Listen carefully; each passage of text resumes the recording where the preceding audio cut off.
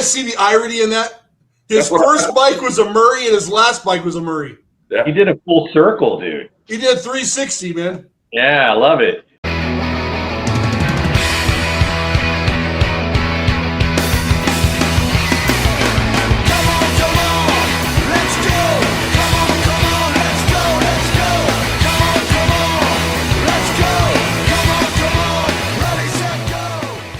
All right. Yeah. All right. Are we gonna do the count in, Danny? Yeah, count me in, and I'm stretch on. 5, 4, 3, 2, 1, go. Welcome back to the BMXPERTS Podcast Sunday night. Who do we have on the gate tonight, Kevin? Dude, we got Brad Bat. wait. We got to do this over again, dude. Hold on. Cut. All right.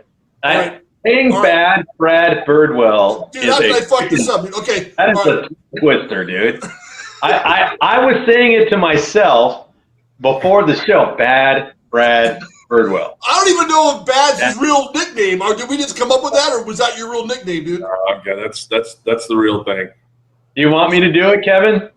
Maybe we'll leave this in. I don't know. Should we leave this in? It is kind of funny. All right, Andy, well, let's just start from here. Welcome back to the BMXPERTS Podcast. Brad Birdwell's on the gate tonight. Yep. Brad's been racing since 1980. We just covered that. Factory Free Flight, Factory Thruster, and Factory Team Murray / Jolly Rancher. Hey, Brad, can I tell you something really quick? I always like to I try to relate something to factory riders and pros all the time. Yeah. Dude. Yeah. You made the Team Murray uniform look really good, dude. And I'm not saying that in like, I want to take you to dinner kind of way. I'm just saying that you look really cool in that uniform, dude, with those 1 3/8 wheels, man, and that yellow Team Murray. I saw that. You sent the photo to us the other day, but I remember that ad, where you're kind of like leaning over your handlebars, and I'm like, that's a badass looking dude on that Team Murray. And that's when I was like, that's probably the first time I'm like, dude, I want to be on Team Murray.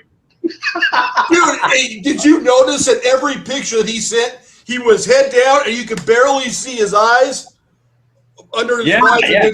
Every picture he had his head down looking at his front wheel, dude. I thought that was really trick. Brad, do you ride with your head down a lot? Is that because I'm horrible at that, dude. I look down all the time. Yeah, I think I spent a lot of time kind of looking across the front of the visor. Trying to I guess maintain some aerodynamic poise there. I'm not really sure. I wish I could say mine was that cool, but I don't know. It's just a bad habit. I look down in the pedal. I don't know why. I've told Kevin a bunch of times, and it's cost me a few times, man, because you're looking down, you look up, and there's a jump in front of you, and you're not ready for it. So I have to make myself consciously look up, man. Well, to be fair, I was looking out. I was looking forward. I wasn't just looking down. There you go. That makes me feel a little better. So, Brad, man, thanks for coming on the show, dude. And Kevin's going to probably tell you, dude, a lot of people were asking about you. Kevin, tell them what's up about that. Dude, okay, I'm not stroking you, Brad. This is honest to God truth. When I first started, even before I even met Danny, I had it could have been the same guy emailing me 6 times, but I got like 6 emails from different people saying, you got to get Brad Birdwell on. And I didn't know anybody, Brad. I'm like, yeah, I'd like to have Brad Birdwell on too, but I don't know Brad Birdwell. And as so time goes on, I get another text or another message from somebody, you need to get Brad on. So that's what today comes full circle in our show, where it's like we finally got Brad on. So we're stoked to have you on, man. So this is going to be cool. I'm excited to be here. I've watched a bunch of your pods, and it's been cool to see some guys that I know, John Purse, Craig, and some that I don't. So it's really funny being from Alabama. I obviously predated Barry by a long shot, but I watched his interview that you guys did. It was fantastic, and as it turns out, he lives like 15 minutes away from me. Oh wow, dude! Yeah, you mentioned that to me the other day. I was like, wow, Alabama. You just don't get a lot of people from Alabama in the BMX world. It's a small world out there, I guess. Yeah. Yeah. So what's for you, Brad, really quick? I know you said you started in 1980. So what turned you on to the sport and made you stick around for dang near a decade? What was it about BMX? Yeah, I had a motorcycle when I was a kid. My dad actually raced motorcycles. I think that's a pretty common thing. Yep. I had raced Euros and hare scrambles, and I wanted to race motorcycles, and I guess I was, I don't know, 7 or 8 at the time, and he's like, no, I don't think so. I think I pretty much run out of talent on a motorcycle at that point. I was the exact opposite of McGrath. Much better on a bicycle than I was on a BMX, much better on a BMX bike than I was on a motorcycle. And, just happenstance, my dad happened to see something in the newspaper that there was going to be a race at Oak Mountain State Park. It was an enduro, actually. So we slugged my 40-pound Team Murray, which is the irony. I started on a real Team Murray and finished on not really a real Team Murray. Store-bought one. Yeah, but slugged it out there, rode through the woods, met some people, and a few months later they opened the first BMX track at Oak Mountain. That was summer of 1980, and that was kind of the beginning of the love for the sport. Nice. Hey, when you showed up on that Team Murray, did you still have the kickstand and the reflectors on it? Kickstand was off, reflectors were off, but I think still weighed 40 pounds. Yeah, dude. Hey, I've always said that Team Murray did a pretty good job at their store-bought BMX bikes. Like, from a distance, they look kind of cool. Like, I mean, obviously, if you're a BMX racer, you know what a good bike is and what it looks like. But they did a pretty decent job. I mean, if I had to pick a Murray over a Huffy, I probably would have picked a Murray. I don't know. How do you feel about that, Kev? Well, so Brad, you said it was a real Murray or a fake Murray? Well, my first Team Murray was a real Team Murray. It was bought legitimately at like service merchandise. Okay. The last Murrays I raced on were Team Murrays with stickers on them, but they were paid for by Team Murray, but they weren't manufactured by Murray. Dude, do you guys see the irony in that? His first bike was a Murray and his last bike was a Murray. Yeah. He did a full circle, dude. He did 360, man. Yeah, I love it. That's fucking awesome. What? And I know a lot of people have probably asked that, and it drives me crazy, man. You look at this BMX action, for example, and you see Scott Clark, right? Factory Team Murray. And I go, what the hell is he riding? Because I know it didn't come from service merchandise, like you said. So what were you riding? So in 85, my first year on the team, my cruiser was a stock Elf. So it was literally just a restickered Elf. And my 20-inch was a 20-inch that was custom manufactured to the specs we wanted, which loosely resembled a combination between my thruster and the torquer that I'd raced before that, with a few modifications to it. So we went through a couple of iterations to get to what we wanted there. And then so those were made by Elf, and then 86 they were made by Cyclecraft, and those were custom geometry. Wow. So it's not like you can go to Cyclecraft and go, give me Todd's bike, because it was a custom one-off type thing. Yeah, they made them to our specs. Wow. So what was with the 1 3/8 wheels? I mean, you ran the skinny wheels. What got you to do that? Yeah, so my early on I was running a regular front tire, a regular wheel in the front, a 1 3/8 on the back. And then my dad moved me over to sew-ups, which was awful. Like they were just too flimsy. It didn't work for me. And so we went to the 1 3/8. That was probably when I was 10, maybe late 10, early 11. And it just kind of stuck. I really liked it. I liked the feel on it. I ran faster lap times on 1 3/8 than I did on regular 20-inch wheels. How did you prevent yourself from bending them or damaging them while racing? If you ride smooth and you avoid catching jumps, it's pretty easy to not impossible, dude. Hey, Brian, yeah. I've said this many times where I've never cracked a frame or broke a frame because I know how to ride. Right? If you know how to land, if you're smooth and you got some skills, I'm gonna piss people off right now. But that's what I always thought. I rode a JMC. Everybody told me don't ride a JMC, you're gonna crack it. And I was jumping some nasty stuff, but I could land, dude. So I totally understand where you're coming from with the engine 38. Hey, and if Bubba Hayes could do it, so could you. So Bubba made it work. Yeah, Bubba made it work. I think, when I think of 1 3/8 for kids over, 12 years old, it was, I think at that time it was Bubba and me. Yeah. And Bubba was still rocking him at 17, right? I mean, he was still racing Richie. I got pictures of them from the World Cup, 16, 17 years old. And Bubba's got running 1 3/8, and Richie's, I think, got Tufts on. Which is what a contrast that is, right? Yeah. I know what pitch you're talking about. It's like it's on opposite ends of the spectrum, Graphite tough wheels with 1.75s versus a 1 3/8 alloy wheel. I mean, that's just, you can't get any different than that. And they were both blindingly fast, so I don't think They both made it work. They both made it work for them. Yeah. Was the bike super light with those on? Was that one of the carrots for you? I don't know that it really made the bike that much lighter. Maybe a little bit, but it really wasn't. I just like to feel the bike better. It feels probably ironic to say, but I felt like I had more control. And especially when you get into messy tracks, muddy tracks, that kind of stuff, it's, there's less surface area to kind of get stuck in stuff. So I don't know, it just worked for me. And like I said, I was always way more comfortable running 1 3/8. We tried them at the end of the 85 season. I went off of them during the, after the NBL Grands and tried them, raced them locally, raced them at some other races, and just didn't love it, and went right back to the 1 3/8. Nice. What were you going to say, Ken? Hey, can we go back to the Murray thing again? This fascinates me. Did they care that you wrote something else? I mean, did they even try to make a bike for you guys, or they just gave up and said, "We're not even going to try to make a frame that you guys like. We're going to go out and get you something else"? Murray contracted with Elf to make the bikes in 85, and Murray contracted with Cyclecraft to make the bikes in 86. Okay, all right. So, all of our bikes. So in 85, the guys on the team, Keith Gaynor, Jeff Runer, myself, Rusty Cable, all of our bikes were made by Elf. Okay. And the rear dropouts on those bikes gives you the impression that you're on a Murray. You know what I'm saying? Like, I would look at the rear dropouts, and that's what would throw me off. I go, is that a Murray? And I just never could figure it out. Now I feel like much better now. In 86 and at 87, so 86 it was just me and Todd Corbett, and in 87 we added Shelby, and in those 2 years Cyclecraft made the bikes. Oh, nice. Yeah, we just got done talking to Ronnie Rio last week, and he talked about you several times.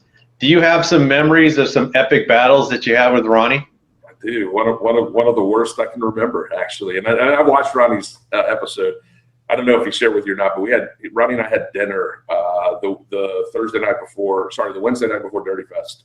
Okay. I was in San Diego for a business conference, and unfortunately I couldn't stay for Dirty. My son had a lacrosse tournament that weekend, and I'm not going to miss it. So we had dinner. We talked about some of the stuff that he talked about. But yeah, the 85 Cruiser Grands. I don't know if you guys have seen it. There's a video out there. If you just Google Ronnie Rio 1985 NBL Grands, you'll find the video. But I'm leading it to set it up. Mike Crehan and I are the only two guys in the main event that can win the number one plate. I think Mike had to beat me by 3 spots to win the number one plate, and I'd already locked up the little bike, the 20-inch number one plate. I didn't even have to make the main to win the number one plate there. But so I get the snap, get out front, and I'm on the third straightaway, and you guys know there's that big triple, right? And I caught air, and I cross it up. Oh, I go away on the screen here. I got air, cross it up, got way too much air, and a guy named Matt Williams, who was running in second, comes by me on the inside. And so we go into that 45-degree turn that turns left into the $100 doubles at Louisville. And Matt's pushing me wide, trying to keep me from coming back on him, I guess. And Ronnie blitzes us both between the 90-degree turn and that little short straightaway over those big doubles into the final turn. Ronnie blitzed us both, and then I passed Matt back down the last straightaway, but I couldn't catch Ronnie. But the funny thing, if you guys watch that video, dude's wearing a Honda long sleeve jersey, not even factory mom and dad at that race. Who was riding the Honda jersey? Ronnie. Okay. Yeah. Oh, wow. That was what year again? That was 85 at the 85 NBL Grands? 87. 85 Cruiser main. Yep. Okay. Yeah, it's crazy because, it's when he brought you up a few times, I remember seeing images of you in BMX action, and I started getting kind of excited to talk to you. And that you have one cover in particular where you're kind of on the inset, and you're getting pretty rad. You get clicked over. It's really, really sweet. Do you remember where that photo was taken? I think it was in California, and it was at Sheep Hills, I think. I was a 15-year-old, and it's, I'm 55 now. It's been 40 years, but I know this. Billy Griggs was there that day because it took me a little courage. That was a pretty wicked step up, and it just kind of threw you up to the left, which is a pretty natural way to lay the bike over. And Billy's like, dude, just hit it. Just you'll make it. You're gonna. But it was a pretty big job. That's the kind of thing you look at 1 3/8 wheels and go, okay, am I gonna taco my race bike between? Because that shoot was between 2 nationals out on the West Coast in the summer. So am I gonna thrash my bike here in between races? That's probably not the best thing to do. That's awesome. Were you guys testing a bike that day, or was it just a shoot? It was a shoot. It was just a shoot for BMXA. Wow. Awesome, man. You know who was doing the photography that day? Can you remember? Man, if I look at the magazine, I could probably tell you. I don't recall at this point. It's just been so long. That's amazing, dude. I don't know about you, Kev, but I always wondered what it was like to be at like a test shoot or just a shot like where they're doing local thrashing and they're getting shots of everybody just getting rad, for BMX action. I often wondered about that, dude. Dude, I would almost want to not know that they're there, right? I would almost say, you know what? Don't tell me you're taking pictures of me. I just want to ride. Because I would feel too nervous, or I would feel like I'm too tight. I'd want to be loose and just be my normal self. So I wouldn't complain. Don't get me wrong, but if I had my choice, I would think that I'd want like Ronnie when Ronnie won that race in what was it? 85 NBL Grand. NBL Grands, and he didn't even know that they were filming him. That's what I want. Oh no, that was the 82 Jag World Championship. Yeah, he didn't know. But so for you, Brad, do you have like fond memories of some of your best races at all? Do you want to share that with us? Oh yeah. I mean, I've got some really memorable ones. So coming up, my class when I was early. I mean, it was the guys you saw everybody in the magazine: Jason Jensen, Jason Morton, Sam Arellano, Robert McPherson, Jeff Moten, and then the guys above them, Stevie Moore and other guys, really fast guys. So being a local guy who was trying to get into the sport and really make a name for himself. I mean, my first race out of state was fall of 1980, pretty memorable. The picture with me and my dad that you guys have, that's from that race. It's the Georgia State Championship. It's at Powder Springs. That was my first race out of state, 9 novice. I won the race that day.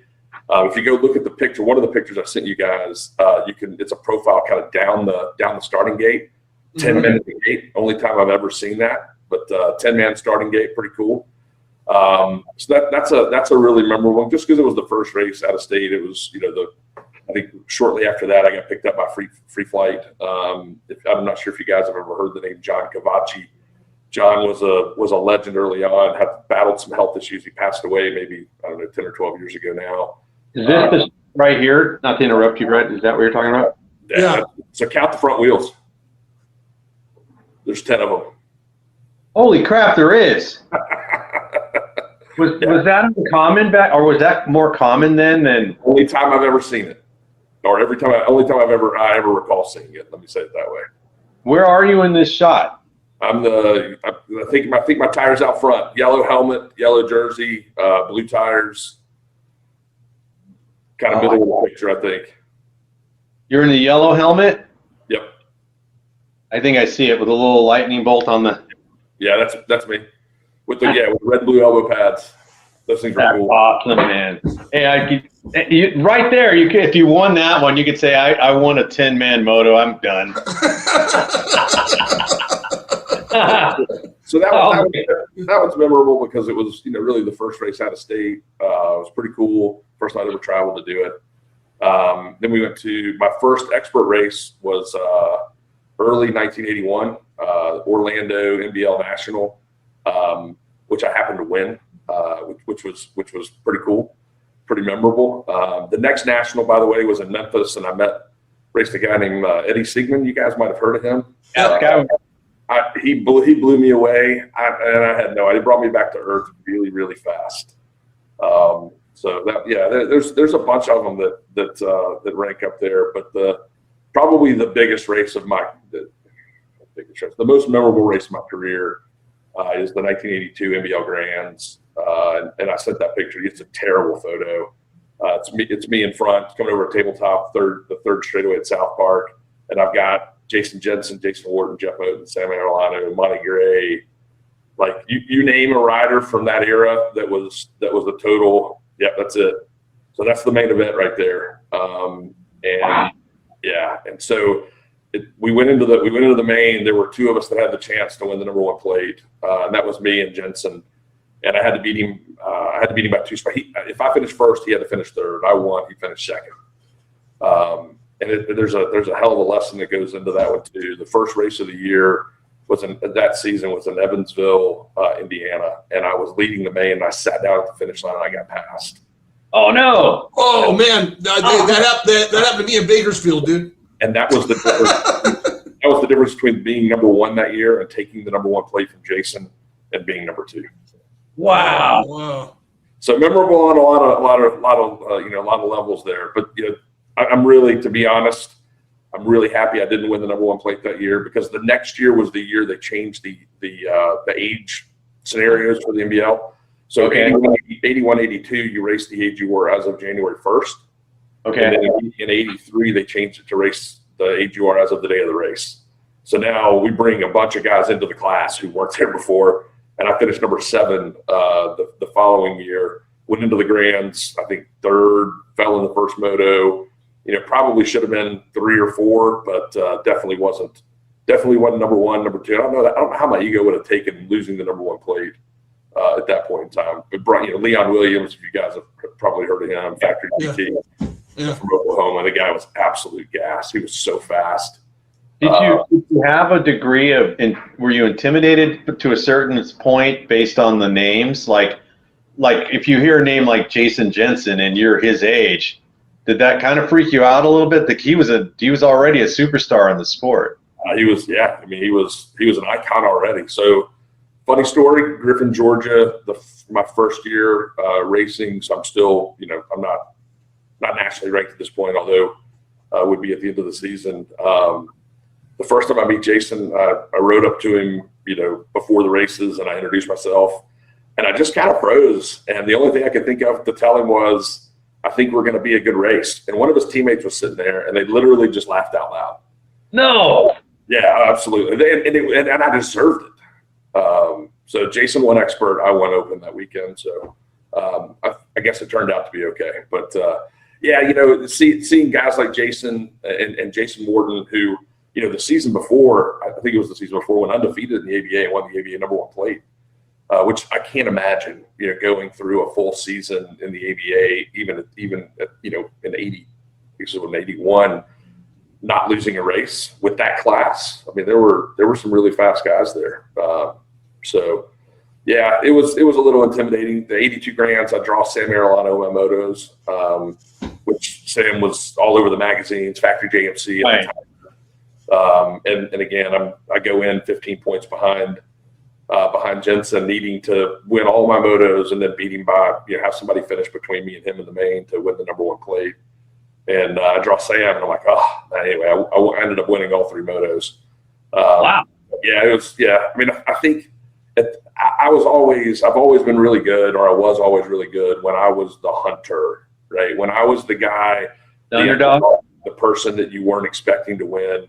Like, I loved it when I'd, get the chance to race 12, 13 open or 14, 15 open. And I was on the younger age group there, and, eke out a win and won.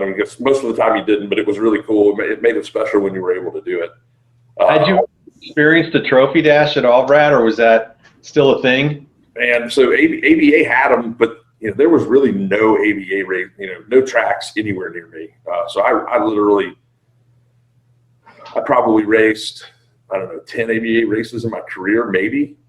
Probably fewer than that. But yeah, so didn't experience trophy dashes, but I think I tripled 7 times in the NBL, which, pretty hard to do. You got to race it. You got to do it cruiser and class and open.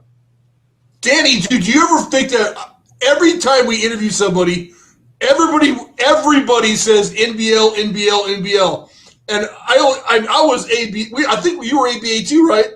100%. because we were in California, and that's what was there. Dude, You know? I feel cheated, man. I mean, I raced the NBL track in Azusa maybe a handful of times. I loved it. But I feel cheated, man. Like it looks like it sounds like NBL was the place to race, man. Well, I mean, look, California was the hotbed for BMX. That whole West Coast, Arizona, California, there was just so much history there, and so many tracks, and so many opportunities to race 3, 4, 5, 6 times a week. I mean, we didn't have that. I mean, you know, my local track here in Birmingham might, you know, Oak Mountain might race, you know, every other weekend. Cascade Plunge was another track here. They might, you know, race on one of those alternating weekends. We had a track in Montgomery. There was one in Dothan for a while. But yeah, I mean, we didn't have the opportunity to race as much as the guys on the West Coast did. And, you know, the ABA was huge. And the cool thing for me, at least during the 80s at that time, 82, 3, 4, 5, 6, the guys that were fast and were winning in the ABA were also racing NBL, right? Yeah. Right. They may not hit as many NBL nationals, but they were still racing it. So, you know, when it came time for the Murray World Cup, right, everybody was there. Like when, you know, I've got 3 World Cup trophies behind me, that everybody was there when we won them or when we raced them. Like the ABA guys came. It was a battle royale. That was the big money race, right? The Murray World Cups. That's where the big money is, right? Yep.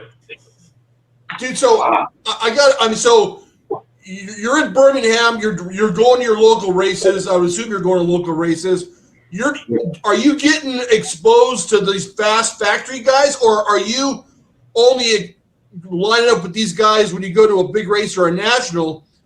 If that's the case, did that was a positive for you, or was that a negative for you because you didn't have the ability to get on the gate with them before the big races? I mean, you know, so I mean, there wasn't anybody else in my age class that was, you know, highly ranked nationally here locally. I could go to Atlanta and, you know, I'd pick up Shan Hatfield. If you guys haven't talked to Shan, he'd be a great talk. Yeah, he was a badass. Yeah. Shan, you know, so Shan and I, in fact, the weekend of Dirty Fest, we were in Atlanta and I saw Shan and his mom. They came out and watched Cooper play lacrosse because we were playing in Powder Springs, which is right there by the track. But yeah, so we go to Powder Springs and race, and Shan and I would battle. He's about 6 months younger than me, so at the end of the season, he was always below me.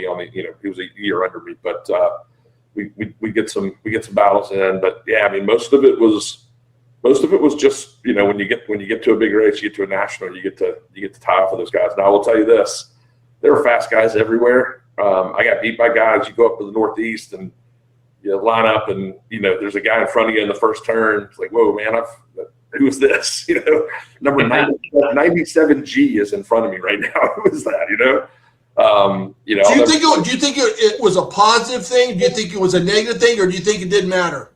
I think iron sharpens iron. So I think racing fast guys makes you faster, makes you work harder, makes you train harder, makes you focus. And you know, luckily I had some guys here locally that were really fast. They just didn't have the resources or the desire to go race nationally. There's a guy here, Jimmy Fortenberry. He beat Eddie Sigmund at the 85 Grands. He beat Eddie Sigmund every moto in the 85 Grands, and I think Eddie won the main.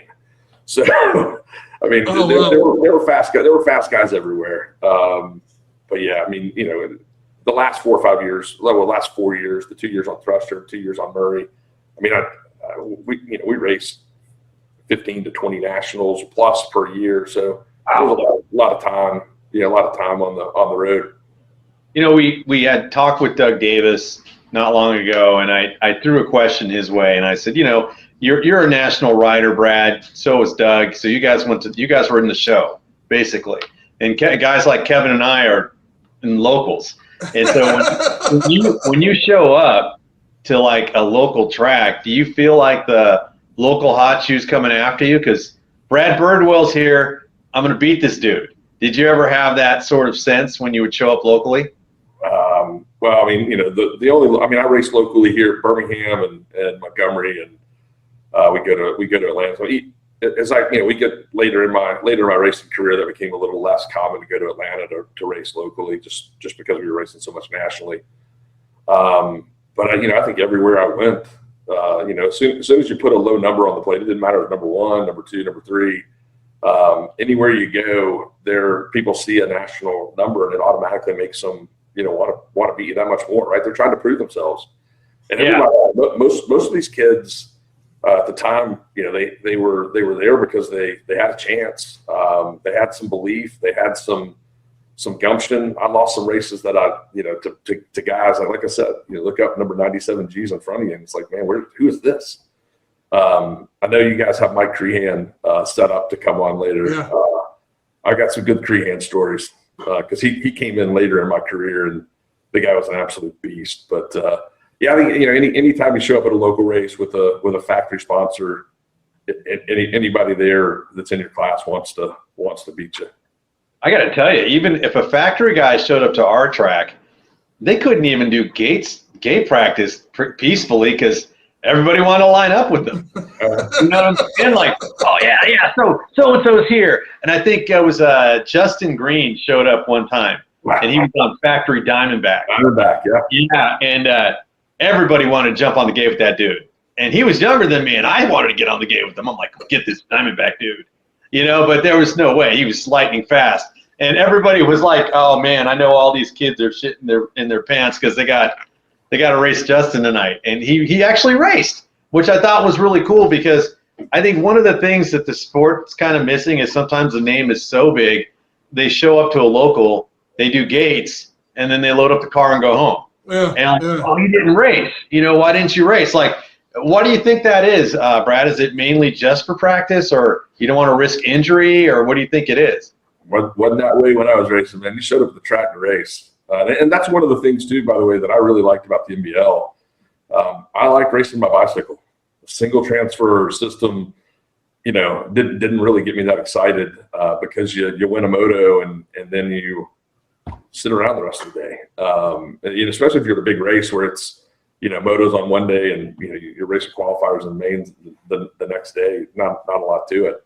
When we went to a local, we went to race. And so I can't really opine on it. My guess is some of those guys, especially out on the West Coast where there's an opportunity to race so often, probably just go out and get gates. But, my dad ran the local track here at Oak Mountain for most of the time that I raced. And, we'd go out on a Wednesday and just do gates, right? But we didn't have a Wednesday race.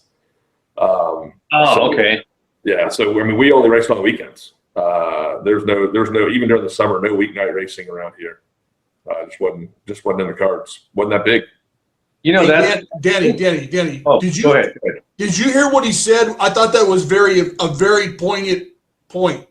Okay. He said that when he was racing, all the guys thought that they had a chance. And I think that is the difference between way back then and possibly now. Mm-hmm. I couldn't agree more because, I don't remember Moto Phil back in the day. Do you remember Moto Phil at the Nationals? Well, even the big races. I don't remember a lot of Moto Phil. I remember everybody, most 80% of people there could win if you made a mistake. Not a lot of Moto Phil. Yeah, look, there were guys. If you get to the Grands and there's, I think 86, there were 140 riders in our class at the Grands. There probably were 15 or 20 guys that could legitimately make a claim to be able to win the race. There are probably three or four of us that you would have said, hey, these are the favorites. 86 would have been, Crehan, myself, and Chris Backus probably would have been the three. And we were the three that were battling for the number one plates at that point in time. But there were, there were a lot of other guys that could win on any given day. See, because I'm right now I'm currently Moto Phil, right? I'm currently Moto Phil. I show up, but because I just want to race, right? I don't have any expectation of winning, even though I want to win, but I don't have any expectation I'm going to win. So I just thought that was kind of cool, and I agree that everybody was there to win, and there wasn't no Moto Phil, for the lack of a term, Moto Phil, slower guys. Yeah, when you have like a triple pointer and a couple factory guys show up, your level of game is going to rise all of a sudden. And Brad said something, you got to race the fast guys to be fast. And that's absolutely true, because there'd be some weekends where I'm racing guys that are maybe not as fast. And I felt like I was going slower.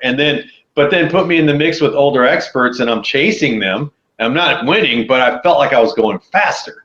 And I don't know if that makes sense to you guys. Like, because I was 15, 16, and there was a few times where, you're going to have to race 17 experts. And I'm like, oh, geez, man, I'm going to get destroyed. I remember thinking that I would mentally defeat myself before I ever started racing. But I remember thinking to myself, damn, I'm going really fast, just trying to keep up with these guys, you know? Yeah, we race locally. I would race, like if I was 13, I would do gates with the 14 and 15-year-olds, right? Just because they were bigger, stronger, faster. And I'd get my butt kicked, but it made me work on things that I needed to work on that helped me, be faster. Hey, were you? Go ahead, Kevin. No. We're stepping all over each other, dude. Go ahead. Yeah. Go ahead. I'll wait. What I was going to ask him is, were you known for fast starts, or power rider, or skill rider? Where do you fall in that, Brad? Because honestly, I see a lot of still photos of you, so it's hard for me to judge. What do you think? I was, I think I was a pretty well-rounded racer. I was good out of the gate. I was not Ronnie Rio. Ronnie Rio was an awful starter. he won the 85 Grands Cruiser, man. He won that from 4th place. He was in 4th place in the second turn. He admitted that. He said, I can't get a gate. And I've, it made me laugh because I went and looked at other things, he referred to a couple of videos, and I was like, I'll go watch them, and like, dude's 4th, 5th, having to pass guys down the last straightaway just to get through the quarters and the semis, but finding a way to get it done. So, I was good out of the gate. I was pretty smooth. I wasn't the best jumper in the class, but I certainly wasn't. It wasn't a deficiency. I was good in the turns. I could pass. But when I look back to even later in my career, when some of the bigger battles I had with Chris Backus, with Mike Crehan, they were bigger, stronger guys. Whoever got in front almost always won, right? I mean, I could think of very few times where I passed Mike or where Mike Crehan passed me. I can think of very few times. In fact, that 85 Grands is one of the few times I remember getting past in anything that mattered. And so, again, I think I was a pretty well-rounded rider. Eric Carter is still the best turn rider I've ever seen in the world. Probably to this day, might still be the best turn rider in the world. That guy can pass you. He can pass you from 77 different angles and never do it the same way twice. I don't know if you guys have talked to him. If you haven't, I haven't watched it, but he would be a really entertaining interview because he's got so many stories, and he literally was the best guy. I would watch Eric race to pick up things because he was just so good in the corners. Yeah, I watched him at the ABA Grands, and I think this is the race where he kicked somebody in the head. I don't remember who it was, but the way he was navigating the jumps, like this triple, he set the guy up there was a triple going into a turn, and Eric hit that triple, blasted it, and set him up in the next turn and passed him smooth. And I'm like, damn, that was badass. And that was that's decades and decades ago, man. That's in the 80s. And you're like, wow, it's still impressive, even by today's standards of racing. You know what I mean? Yeah. The 86 Grands, he drew Todd Mitchell in his motos. And Todd beat him to the second turn in every one of the motos. And Todd did not beat him in a single moto. Eric had just come off the winning the double number one at the 86 Worlds in London, Slough. But the guy was just sick in the corners, man. I was going to ask you, because you were talking about, once you get in the lead, you can pretty much keep it. What does Brad Birdwell do to protect his lead? You're in front. You got 7 dudes that want what you have. How do you keep them off of you?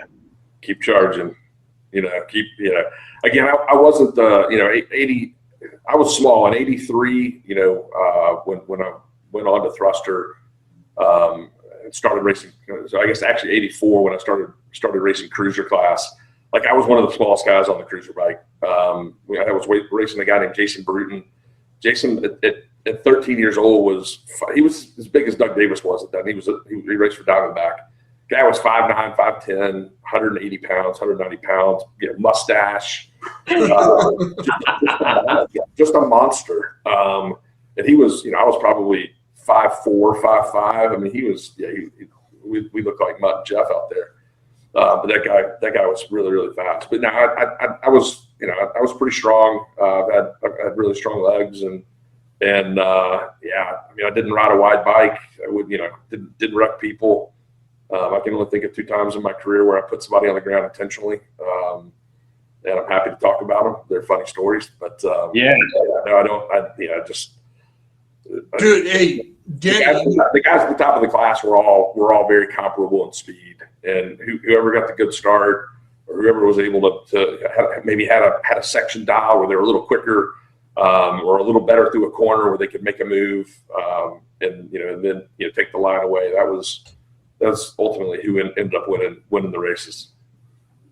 Okay, Thruster, dude. Danny, you remember Mossy's video about Thruster? There was some interesting, colorful stories about Thruster. How was it riding for Thruster, dude? How did you get that deal? Was it all it was cracked up to be? What was the vibe with Thruster, bro? Yeah, so at the end of the 82 season, finished national number 2. My dad decided, and Free Flight had been great to us, but my dad decided it was time to try to make a play for a bigger sponsorship. So we quit Free Flight. And we built a brand new bike. This is one of the dumbest things I think my dad ever did. That's a Thruster shot right there. Yeah, it's a good one too. Pull one up when he's doing the look back, dude. That's the best one, dude. On a Thruster? Yeah.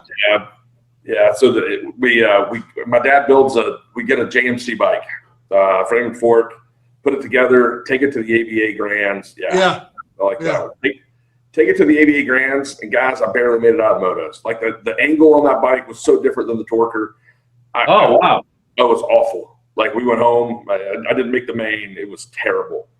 We went very first national the next year was in Orlando, and went down there as a factory mom and dad, and doubled one day, finished first and second the other day. Thruster offered us a ride, and it was great. Lee Van Ormer was the guy that owned Speed Unlimited at the time. They had a big team. It was cool. I mean, again, it was my first factory ride. It was cool to have. We had a budget, but we didn't really have a budget when we got to Team Murray. But when we had a budget with Thruster, but being able to travel 15, 16, 17 races, getting the parts you needed and wanted, and the co-sponsorships and all the number plates you could use. I mean, it was cool. Very cool. This is before or after Tim Judge? After. So Tim was not on the team. Tim had moved on to Hutch at that point in time. Okay, so that you went on after Tim was on. Yeah. Got it. Yeah. So Vince Asbury rode for Thruster early on. He was gone by then. It was mostly guys from the New Jersey, kind of northeast area. Franco Perino, Chris Williams, Brad Dalbeck, Frankie Churlo, myself, Tom Rubel, Scott Stewart. The next year, Jimmy Camo came on. He and Franco were the same age group, but mostly guys in kind of the northeast, New Jersey primarily, and then me down here. I'm going to ask you about the third bar and the down the middle, but I want to preface this by saying that when we talked to Doug Davis, I kind of asked him, was he like a geometry guy? Was he a technical guy with his frames? And he said, "All right, I rode anything that they gave me. I didn't give a shit. I kick everybody's ass on nothing." Were you? Did you like that third bar? Did it help you? Did you care? Were you a technical guy, like drilling out your cranks and all this shit, or were you more like Doug, saying, "I'll just ride whatever they give me"? Man, I was young. My dad did all that stuff, all the trick stuff on the bike. When I was 9, 10, 11, you're doing everything you can for weight advantages, drilling things, and all that stuff. And my pops did all that. It was cool. But when the thruster, the geometry of the thruster and the geometry of the torquer that I had been riding were really similar. They felt comparable. So it was a pretty easy adjustment from one to the other. But I'm telling you, dude, getting on that JMC, whew, I was in trouble. Like the steering, the head tube angle was so much sharper. It was so much deeper. That's what I loved it. I loved it, man. And it did not gel with me. So I raced that bike one time. I think we sent the frame and fork back to Mr. Melton and said thank you, because I'm pretty sure he gave it to us to try. Wow, that was it. Couldn't ride it. Were you on a shadow or what were you on? Couldn't tell you. It was. Okay, it was. all right. It was. I mean, I was 10, maybe 11. So this would have been 82. I was 11. I really have no idea. This picture here is this your father in this photo? I'm sorry, Kevin. I didn't mean to cut you off. Yeah, that's my pops. That's an awesome photo, man. Do you remember that day? That's the 10-man gate day. That's like fall of 1980, Georgia State Championship, 9 novice, baby. Wow. Awesome. I wish I had a picture like that with my dad, dude. That's awesome. I look at this photo and I think of a couple things. First of all, they both look like they're factory torquer. Yeah. Son and dad. I thought you wrote for torquer, yeah. And then I see your dad's got that bitchin' 35 millimeter camera with the extra film in the freaking strap, dude. He was ready. Yeah, my dad. I've got boxes of BMX photos. My dad shot a lot of stuff that ultimately ended up in magazines. He was a semi-professional photographer. We had a dark room in the basement. He'd come home from races and basically go straight in and start developing photos. It's pretty cool. I could tell from his equipment alone. It's cut off a little bit, Kev, but look at that, dude. He's ready. Yeah, dude. Yeah. I would assume he was like a total factory dad, supportive, all that type of thing, right? He was down. He was down for the sport. Oh yeah. No, he. As soon as I showed some interest, he dove head first. In fact, he quit racing motorcycles so that he could be available and be involved with me as a kid, which was just phenomenal. I mean, I'm so appreciative. Yeah, I mean, I don't have the magazine, but there's a Super BMX. I think it was Super BMX interview that I did. I think in '85. They commented on how many times I used the word we and us, just because that's what it was. I mean, my mom and dad went everywhere with me. It was truly, BMX was a family sport back then. I mean, Shane Hatfield, I referenced him earlier. The last, I guess, 3 or 4 years that we raced, we had a motorhome. They had a motorhome. If we were at a national, we were parked next to each other. We hung out together. Our families hung out together. BMX was a family sport. That's what made it so cool. And, listening to Ronnie talk about his mom, Linda Dorsey, it was a really cool time to be involved with the sport. Really, really great people. And that's what made it so awesome. Did you have more fun back when you were racing as a youngster than as an older expert on a factory team? No, I got to tell you, being hunted's pretty fun.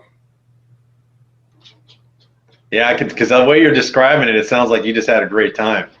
I enjoyed it all. I mean, if you think about my early stages of BMX, so 81, 82, I mentioned the names, but, Jensen Wharton, Arellano, Jeff Moten, Robert McPherson, that guy raced all the way into the 90s, won an ABA #1 pro title. There were guys that had a lot of longevity. Sam had a long, Sam Arellano had a long tenure in the sport. A couple of years later, and the age groups change. Now you're racing different people: Leon Williams, Keith Katrine, Todd Gardner, who was factory profile out of New Jersey. I mean, guys that were just wicked fast. And then the last couple of years with Crehan and Chris Backus being the two guys primarily that I was competing with for titles. But it's different phases of it. 81, 82, I was chasing. 83, I was just trying to hang on when they changed the age group. 84, I won my first title that year, but I wasn't the favorite. I mean, I went into the Grands. I think number 4 behind Leon, Keith Katrine, Leon, Todd Gardner, and Jason Bruton, who I referenced earlier, and I had to beat Leon by in the main. It was me and Leon, and I had to beat Leon by I think 2 spots in the main, and I did. I finished second. Todd Gardner won the main, if he hadn't fallen in the moto, he would have won the number one plate that year. I got to tell you, Brad, your memory is pretty friggin' awesome. It's it's so cool that you can tell us everything that happened. There's a lot to it. I mean, you guys will talk to Mike. So I had just Mike Crehan. Yeah. I'm going to tell my first story on him. That's probably the only story I'll tell on him. But he'll validate this.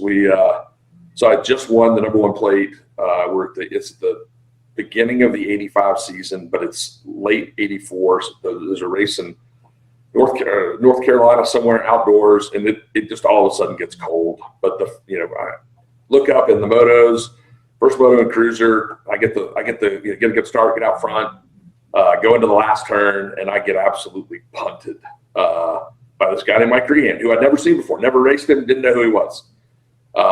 He drilled me in the last turn. I ran off the track, there's a chain link fence, hit the fence, fell down.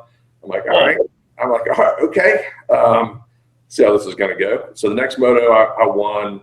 The third moto, he got a great start, got out in front of me, and I wasn't really close to him. But in that last corner, it was everything I could take. This was my first race on Murray, by the way. So the way I feel like it happened in the last turn, like I'm pedaling in the turn. It's kind of a downhill sweeper, and I'm pedaling in the turn trying to catch him because I'm gonna punt him. And I get to him and I wreck him, and then he protests me and gets me DQ, which I deserve, by the way, because it was legit. I did it on purpose. I didn't even qualify to my motos and cruiser in my first Murray. But that was my first introduction to Mike, and he and I never touched each other again. We raced for 2 years, raced each other really, really hard. Weren't the best of friends. We're great friends now. We were not good friends then. We had a lot of respect for each other, but we never touched each other again because it just ensured self-destruction. I mean, if you wreck me, I'm going to wreck you back, especially if it's on purpose. If it's on purpose, I'm going to take you out. I got a question, Brad. You've mentioned a couple of times about getting plates, your number one plate, and that type of thing. A lot of people watch this show that may not know exactly what that means to have a number one plate, and they're perfectly honest with you. I'm not exactly sure that I know what it takes to get a number one plate. Yeah. What can you condense it down to? What does it take? Here's what I know, and I'll let everybody know how much I don't know about BMX. But all I know is that if I was Cal 5. The guy that had the most points, it doesn't matter if you were a 10X, a 7X, a 16X, whoever had the most points had the number one plate. How about district number one? I don't know what that is. Is that district? Yeah, these are national age group number one in the NBL. So the way the NBL did that, they ran a series of nationals throughout the year. You could race as many as you want. They took your top 5 scores during the year, plus the score at the Grands, totaled up the points, and the person with the highest points total at the end of that had the age group number one plate. And so the picture you have with number 4, number 1, that's your NAG number. Yep, that's right. Yeah, so I had I think I raced 6 expert, 3 cruiser, had 4 number 1s, 2 number 2s, a 3, a 4, and a 7. So okay, and your NAG number will changes on a cruiser versus 20, or do you use that same NAG number for both bikes? No, it's two different points races. So as an example, the last year I raced, Mike Crehan won the number one plate on cruiser, and I won the number one plate on little bike. Okay. You guys split it. Was it for you? Were you going after? Well, actually, I just learned this the other day. I was talking to Shane Wimberly, our producer, and he was telling me and Kevin there was no national number one amateur for NBL. It's just age groups. Is that accurate? That's right. Yeah, they didn't do it. ABA obviously had the number one overall, and they didn't make as much of a deal about NAG. NAG number, the national age group number one plates at the time. Which is interesting. I mean, I think back then it kind of turned into how much did you race. See, that was odd. I didn't even know that all these years. I always thought, well, there has to be a number one amateur and they have a number one pro, they have a number one pro cruiser. Why isn't there a number one amateur? I didn't even notice that. Did you notice that, Kevin, until Shane talked to us about it? I don't even know what you're talking. I don't remember the conversation. Oh, well, see, in the ABA, you have your overall national number one amateur. Could be any age.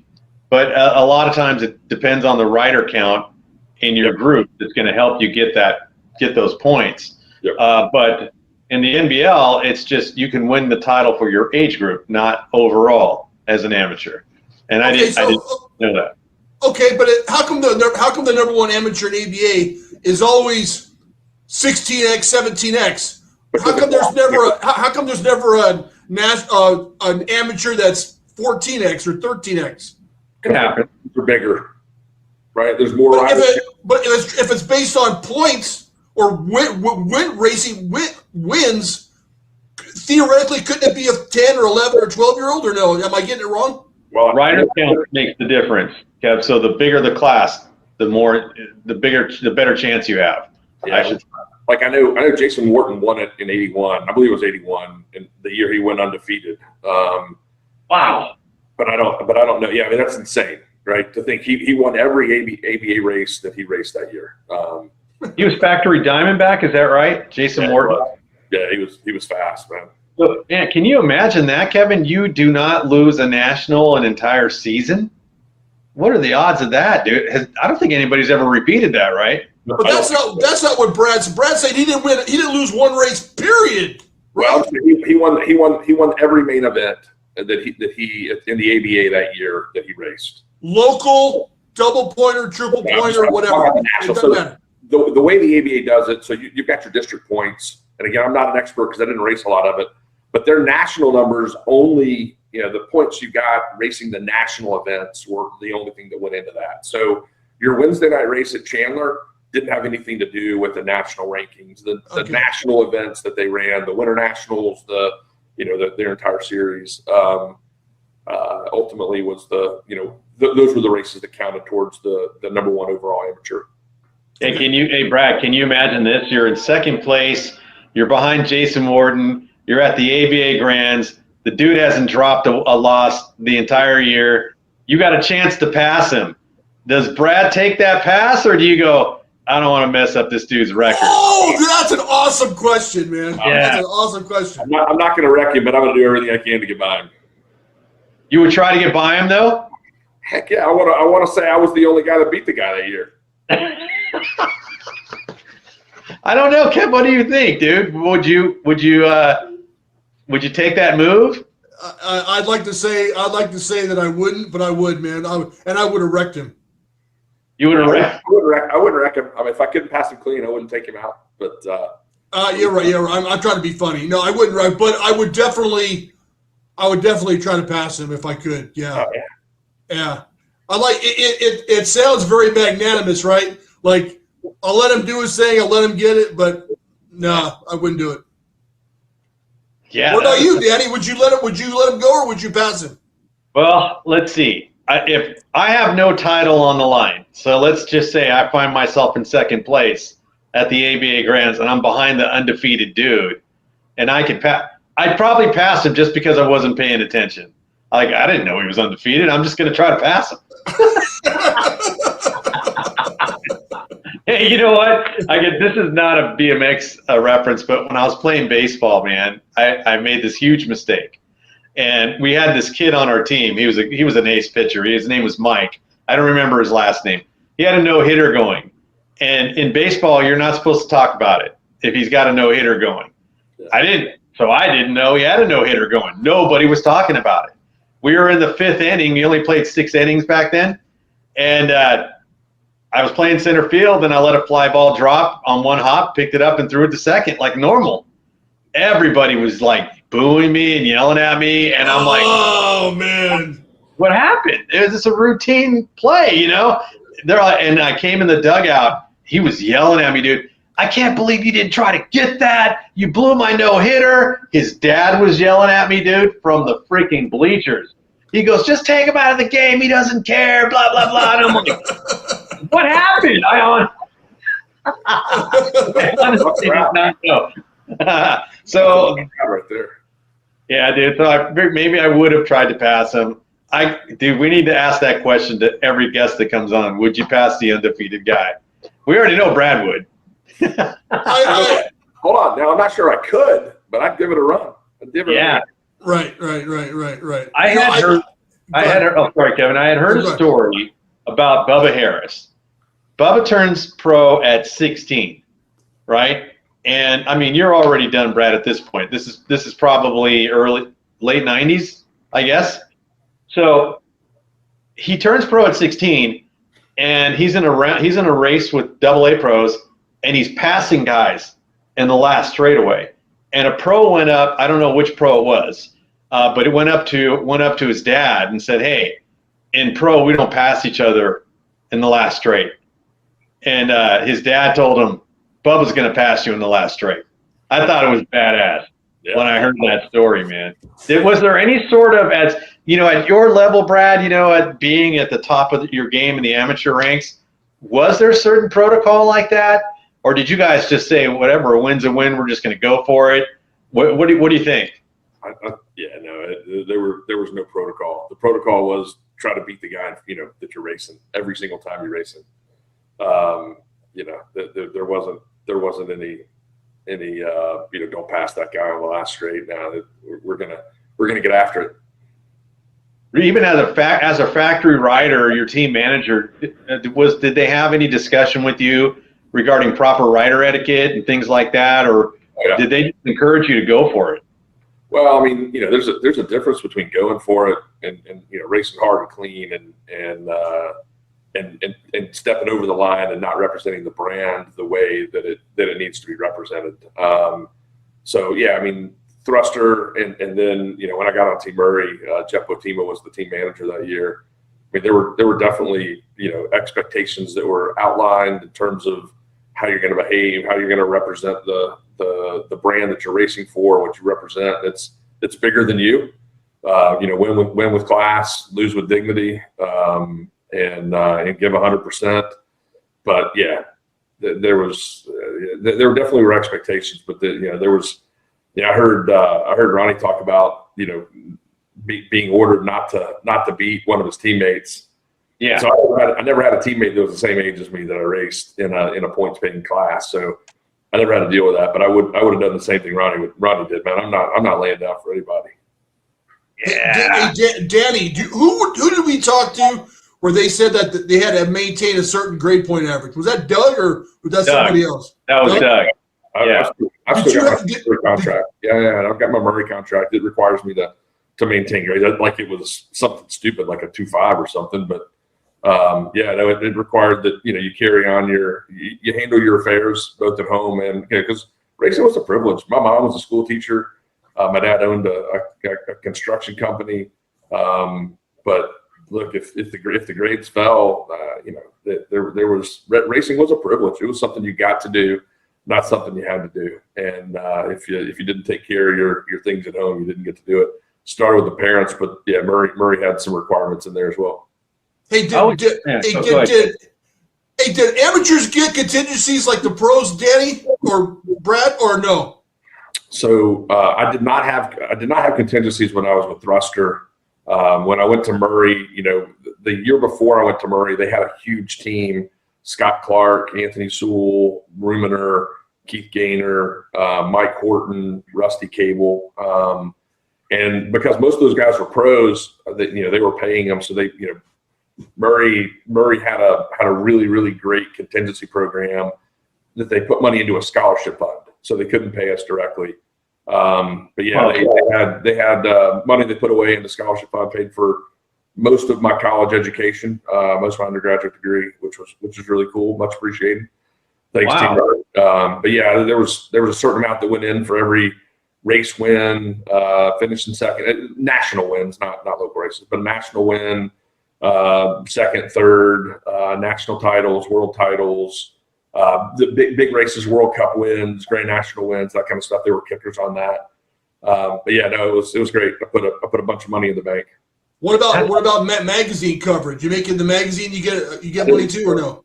There was nothing for that for me. I don't know about other guys. I'm sure other teams had stuff like that. That's just not how Murray did it. Okay, all right. Was Murray not big on the co-sponsor thing? Like, hey, I race for Murray, but I'm also sponsored by Vans, or I'm also sponsored by you could run red line flights or stuff like that. Was there anything like that involved, or was it just strictly I race for Murray? We're not advertising for anybody else. So in '85, and if I could, there's probably some pictures we could look at, but I've got my jersey's got decals all over it, like or like patches all over it, like Diacomp and right. Oakley and et cetera, JT, and then but in '86 it was just Murray and Leaf Candies, which was the owner of Jolly Rancher. Yeah, because I see this photo, and you have your factory Murray. You got 09 sticker on your helmet, though. Yeah. And I think it's only because you're running the 09 plate. Yeah. Yeah. So that's a late '85 photo there, and I'm wearing the shoulder pads, which I hated, by the way.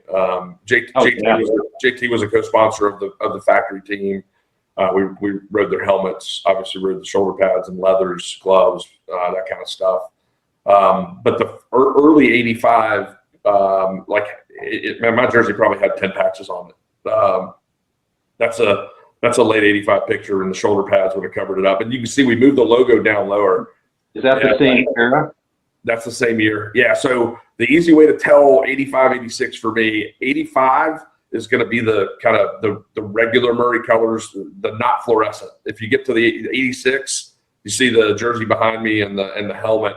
That's actually a custom painted helmet that I had done at the end of the '86 season. Oh, it's like the lime colors. Yeah, so that's '86, and that year is just it's pretty much just Murray and Jolly Rancher, and then JT was a co-sponsor, and we were free to do whatever we wanted with number plates. So in that you can see that I run a crew plate.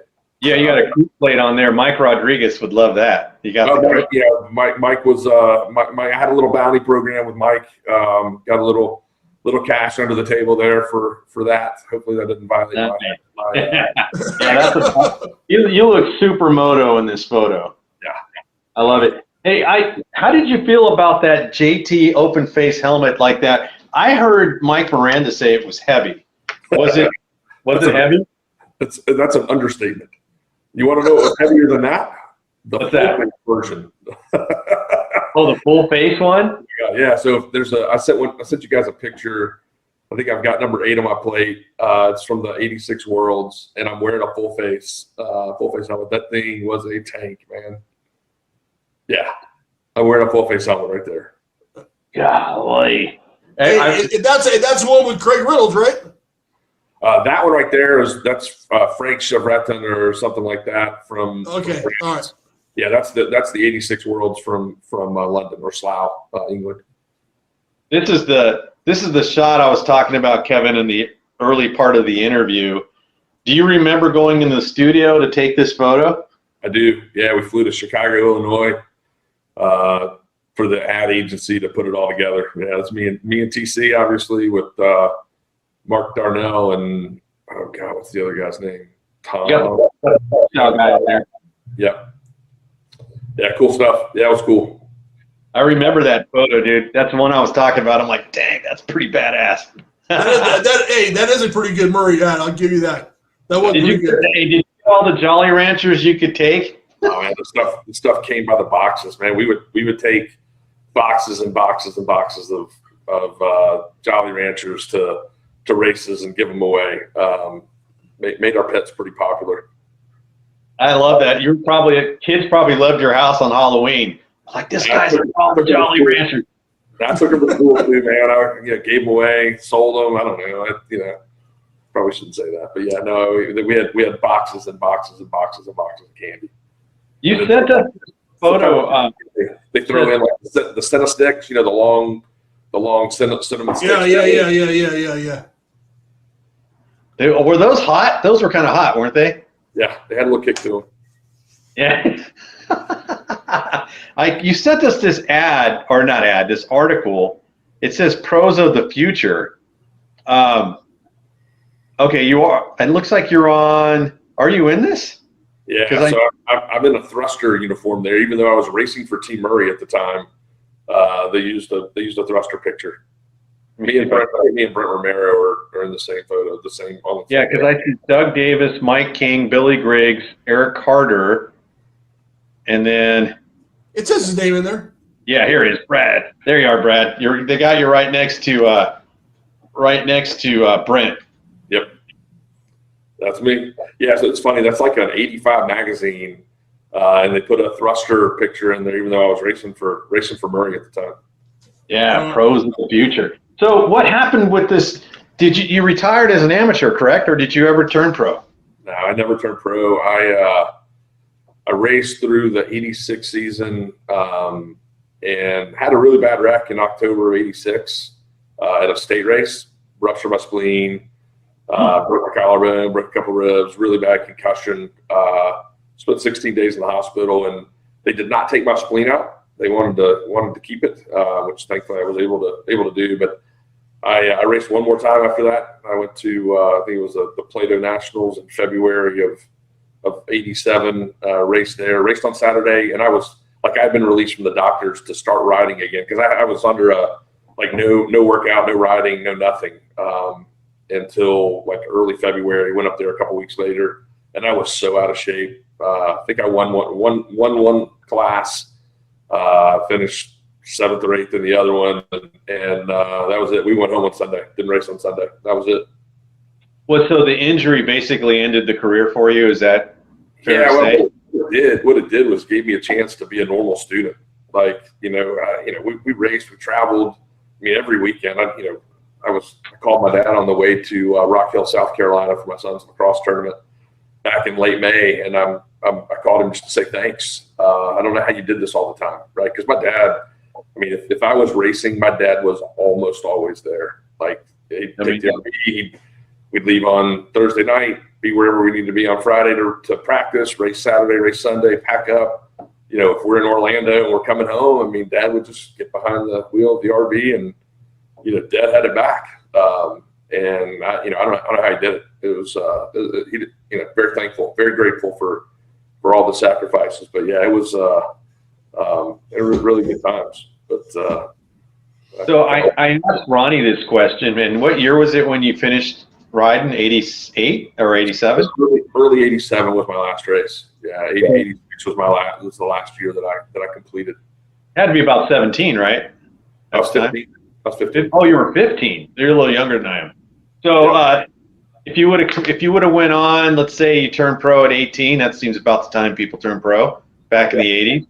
So let's call it, man. You're 18 years old. You're on the gate. All the top AA pros at the time are on the gate with you. Do you make the main? And the crazy thing about that is all the fast guys that were there when I was 15 were still there. Right. Exactly. And then you had the fast guys that were 2 and 3 years older than me that had aged up and turned pro too. Man, I'd like to think I would have been competitive. I mean, Kenny May ended up being really competitive with those guys. I never raced Kenny, at least not that I know of. Kenny kind of came on to the national scene as I was leaving. But I'd like to think I would have been a competitive guy out there, but seems awfully braggadocious for me to say, yeah, man, I'm making the main. I think I would have, but there you go, man. I think it's fair to say you would, based on the level of competition that you were already racing. Yeah, and the only advantage you have. I mean, Greg Hill and Ronnie Anderson, all those guys were still there.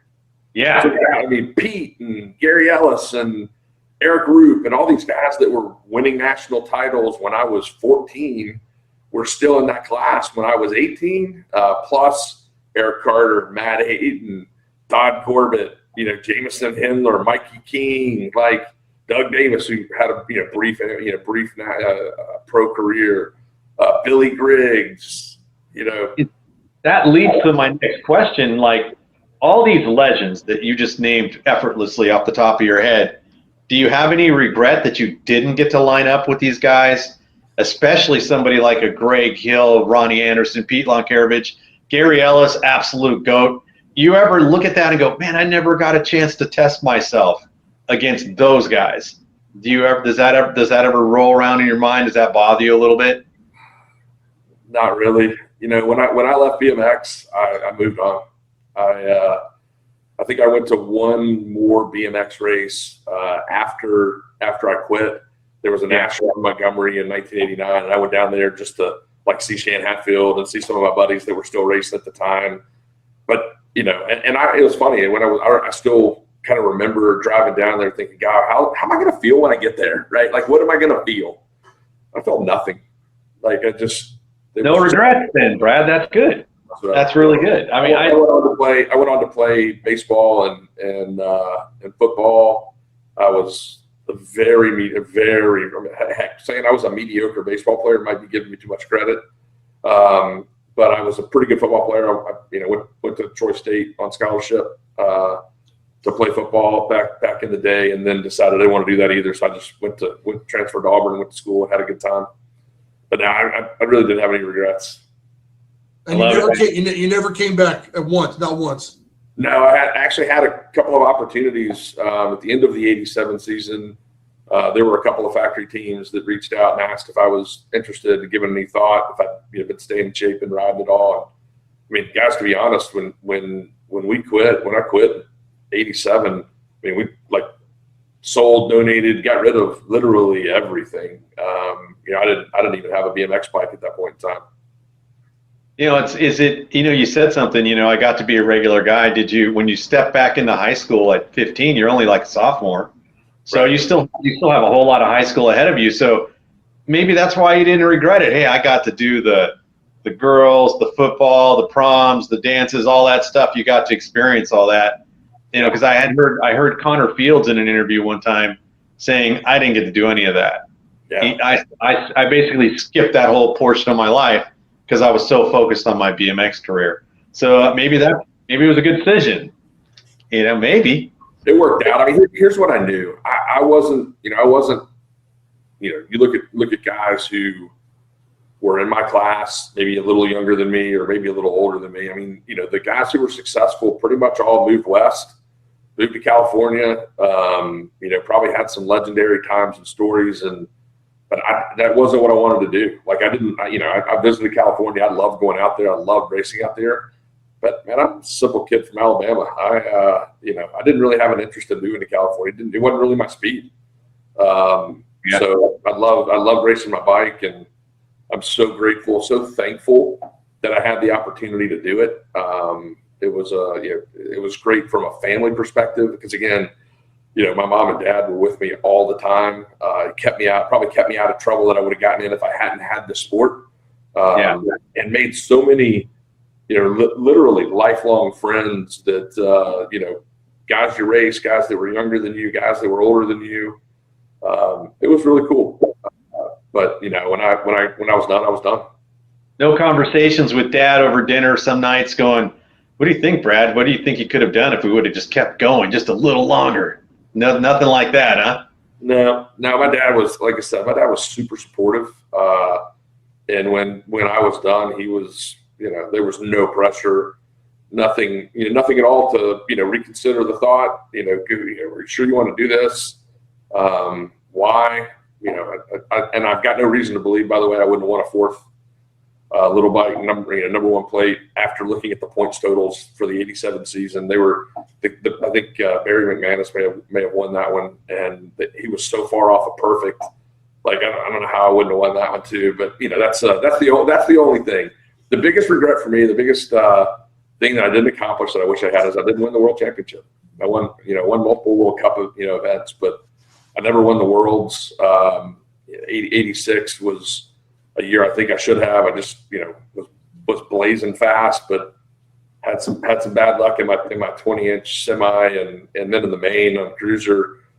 Took the lead and was trying to defend. I got a good start against the guy, the picture there, the Frankie Chevretin. And I'm probably butchering his last name. I'm sorry, Frankie, but yeah. Was that 86 Worlds? Was that in like Whistler, Canada one, or is that? That was 85. That was 85. Slough, just outside of London, was the 86. I did see some clips on the Slough race. Yeah, so you were there. Yeah, so and pass Frankie down the. Frankie gets out. He's on the inside. We're kind of side by side going to the first turn. He takes the lead. I pass him in the corner, kind of coming out down the next straightaway. And I'm trying to pin him to keep him from diving underneath me, and it allows a guy to just dive bomb both of us. And when he did that, he held me up in the berm, and Frankie got passed back by both of us. And I was there to try to win the world championship. I didn't care about finishing second. I ended up going down in the last turn trying to make a hero move. Wow.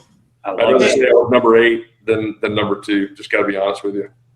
Hey, when I know you have kids. You have 2 sons or 1 son? Just got 1. Do you ever have, when they were growing up or whatever, when you got married, do you ever talk about BMX with your kid or your wife? Do you do they roll their eyes when you talk about BMX, or do you actually talk? Do they know about your past, or do you kind of keep it to yourself and not talk about it much?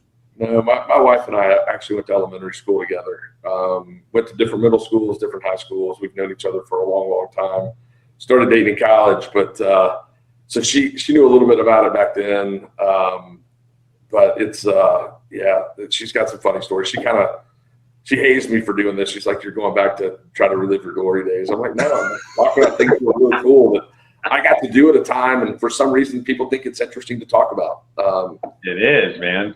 I love talking about it. Hey, I'll tell you, Brad, that my kids are actually proud of me, dude. They're like, my kids brag about my podcast. They're it's kind of cool, dude. Like, oh yeah, my dad has a podcast. But dude, I'm still living, and I'm still living in the past, dude. And I love it, man. My biggest regret is I never got to race anybody at your caliber, dude. So that's my big regret. I don't know how I would have done. I never raced anybody really huge that I can remember. Hey, that was the beauty of it, though, man. I mean, again, I've been to races and look at the moto sheets, and I don't know anybody. Like, I've never raced any of these people before. Might as well be in a foreign country. Because literally, I'm in, Charlotte, North Carolina, and you draw people in your moto that you know none of them. And you get to the first jump, and you're like, there's a guy that's got a wheel on me right now. Like, who is this, right? Yeah, there are fast guys everywhere. Yeah. Some of us just got really, really fortunate. I don't know. Have you guys read the book Outliers? Have you heard of it, Malcolm Gladwell? No. Anyway, phenomenal book. But some of us got the opportunity to race more. We got better training. We had better tools. We had better equipment. We got to race fast guys more often, and so it made us faster. But there were probably local guys that if somebody else had gotten that opportunity, if Jimmy Fortenberry, who was a guy I raced here locally, I referenced earlier, had gotten that same opportunity, and he had dedicated himself to work on his craft the way that I think I did back then, Jimmy Fortenberry might have won national titles. I mean, that guy gave me fits locally. Michael Morton, same way. I mean, these were guys that when I was racing, and I didn't race a ton locally in 85 and 86 because I raced so much nationally. But when I did, man, those guys gave me fits. They were fast. They're fast guys everywhere. I'll just continue to say it.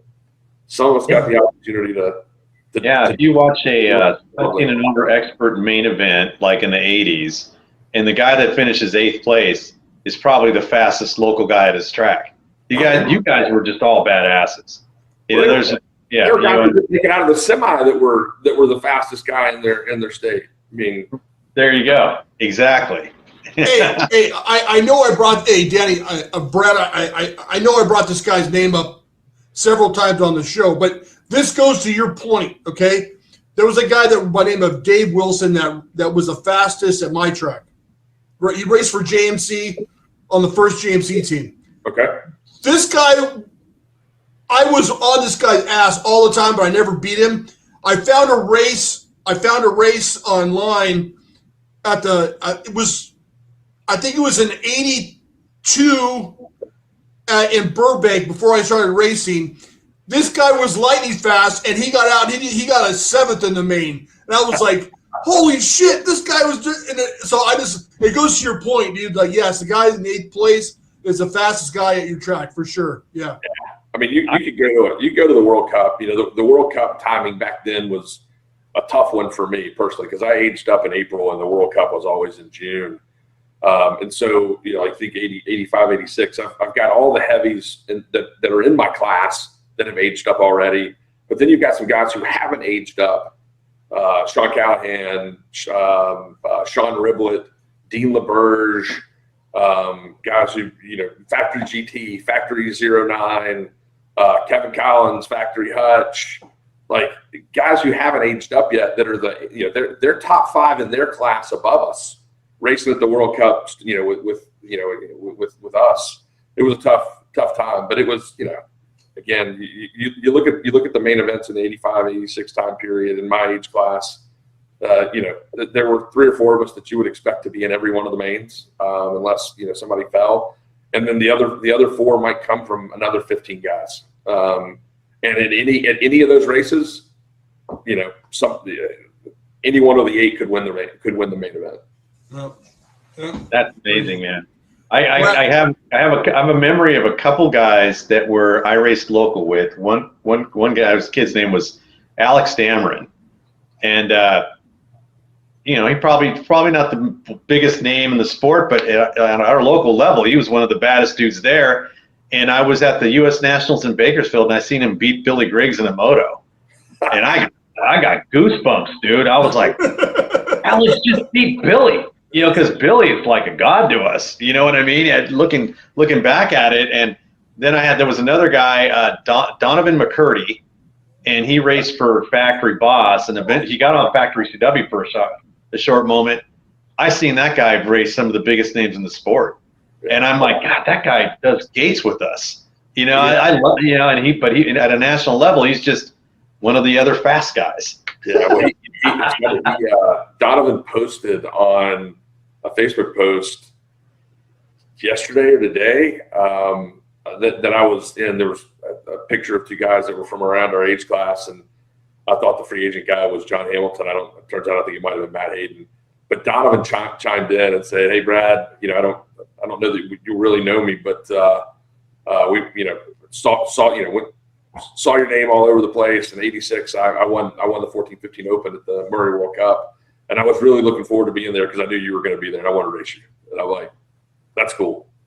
Yeah, that's awesome. He was fast, dude. That guy. We were about the same age, but he would smoke me, dude. It was like no competition. He's just a different level guy. So that's awesome, man. I don't have any more questions. Kevin, do you have any more questions for Mr. I have one very important question for Brad that I haven't asked him yet. Yeah. Are you up for a little game of trivia, Brad? Yeah, as long as we keep it about BMX, because I'm not going head to head with you on pop culture. I've seen this, and I watched the John Purse team riding episode here. That's still oh man, that bothers me to this day. All right, so you have some BMX questions, Danny? Yeah, I do. I'm always ready, dude, because we got turned down for trivia a couple times, so I'm ready. I'm probably gonna get drilled here. If it's 80s BMX trivia, I'll have a shot. These were Doug's questions, so they're 1983. Most of them are 1983. Okay. Yeah. Okay. I think you'll be fine because I got them out of an 83 magazine. And then pop culture is early 80s. And you know what? I'll tell you what, Brad. Everyone says, I'm not going to be able to do it. And then they all do well. Everybody does well. I'm going to stink this up. All right. So, hey, I'm kind of excited. We haven't played in like almost a month, Kev. I know. I've been itching, dude. All right. So, Brad, you've seen this. Brad doesn't want to do. Brad does not want to pop culture. I was just trying to be funny. I'll do it. Okay. All right. How dude, you'll be fine. My question, I don't get it right. Can Kevin steal it? Can I steal his? Yeah, I was going to tell the rules. You're going to go first. You're the guest. Right. You can pick your category. You can say, hey, I want to do BMX or I want to do pop culture. If you miss, Kevin can steal it. Same thing. If Kevin misses, you can steal it. And that's how Kevin usually starts to lose. If he misses a couple, the steals have been hot lately, man. All right, Brad, you get to go first. What do you want to do? BMX. All right, here we go. I feel this is fun. I haven't got to do this in a while. In 1983, Scott Clark and Anthony Sewell were teammates for what team? Really? You want to see that one? Team Murray. Team Murray. All right. Okay. What are the odds? What are the odds that you wrote that question a month ago and he gets the question? I know. Hey, I'm telling you guys the truth. Look, it says Doug Davis on the top. These are Doug. All right, so I'm going to go. Wait, hold on. Did you guys run through these guys? Kevin, have you already seen all these? Do you know the answers already? No. Yeah. I've never. Hey, even if I wanted to know him, Danny is such a goody two shoes that he would never tell me. No, never. He's not here. No. You guys, just for the record, you guys are denying the team riding thing from We're flatly denying the team riding. Yeah, that was so fun with John, man. He was. If we were team riding, Alan Foster wouldn't have beat me 7-20. Who else smoked me, Danny?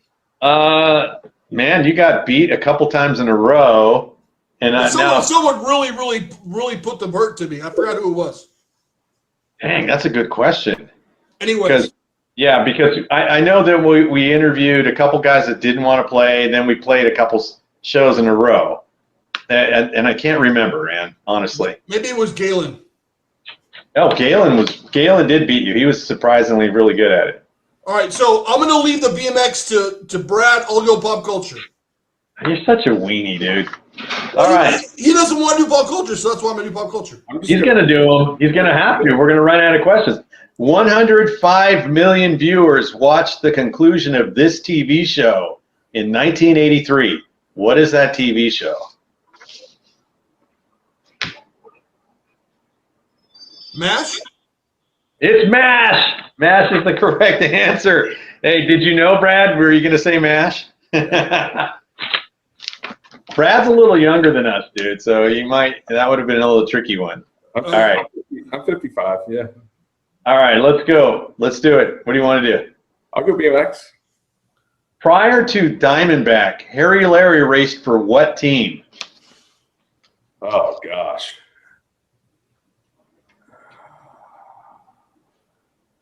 Kevin's going to steal this one from me. I feel confident, but I'm going to feel dumb, but I have no idea. Take a guess, because you mentioned the product earlier in the interview. I got no clue. Kev, do you know? The pride of Irwindale, JMC. JMC. He raced for JMC. I'm going to feel dumb for not knowing that one. All right, Brad. Well, Brad, you said you're 55. You are our age. Okay, never mind. So you're good. We're even.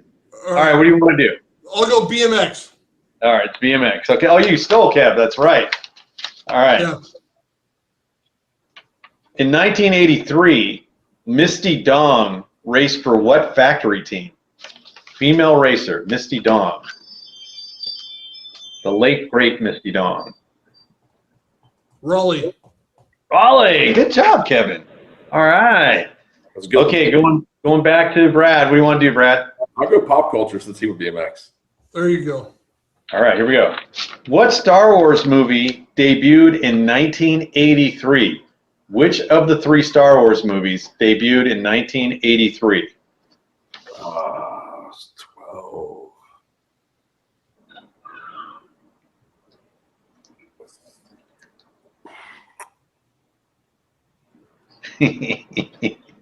I love when you get start thinking, dude. Oh, it's a long time ago.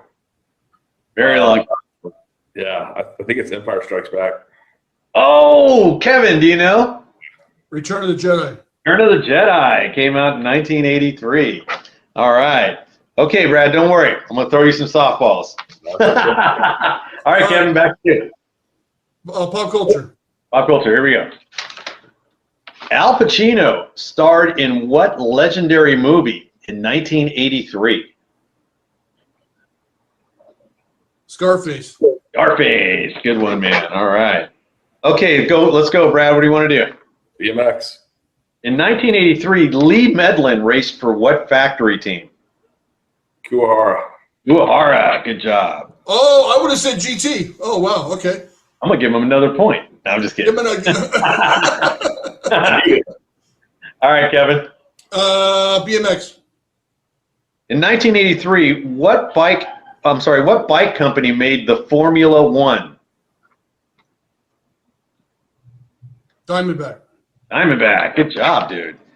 Kevin never. Man, you're getting good. Now, to your defense, Brad, Kevin, I've been schooling him for like a year. Yeah, fuck that, BMX. dude. I've been schooling you, man. All right, Brad, go ahead. I'll go BMX. In 1983, what BMX team won the NORA Cup? What factory BMX team won the BMX Action NORA Cup? Oh gosh.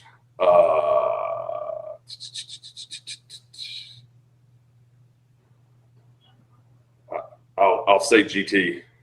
Ooh, that's a good guess. Do you know, Kev? I'm sorry, Brad. I think I know it. I'm sorry, dude. Diamondback. Diamondback went on a tear. Didn't they win like 4 or in a row or something like that? Yeah. Yeah. Okay. Going back to Kevin. What do you want to do? Pop culture. Pop culture in 1983. Ooh, this is multiple choice. You're gonna have to guess. Are you ready? Yeah. All right. In 1983, a gallon of gas cost, on average, $1.24, $1.06, or $1.30.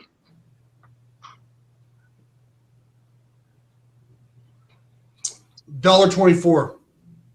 You sucker, man! You got. I can't believe you got that right. Brad, he just said a bad word, Brad. He's never done that.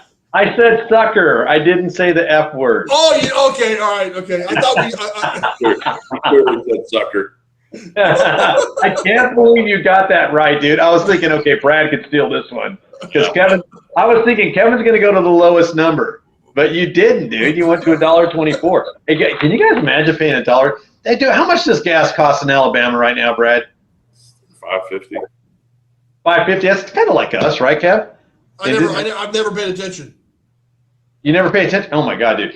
The minute it got over $6, I thought my life was going to end. I'm like, $6 for gas. Well, hey, I did have a diesel pickup truck several years ago, and diesel went up to like $7 a gallon. I was like, that's what I was flipping out. That's ridiculous, man. Yeah. That's ridiculous.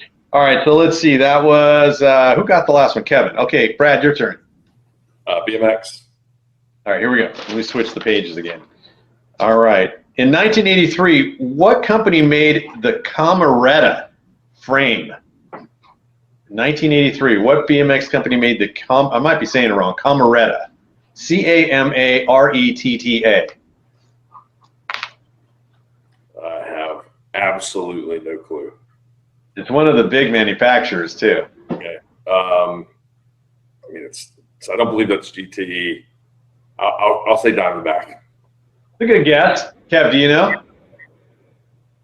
Redline? CW made the Cameretta. CW. Oh, wow. Yeah. Never All heard right. of it. Nobody gets that one. All right. So, Kevin, is it your turn? Yeah, it's your turn, Kev. What do you want to do? Pop culture.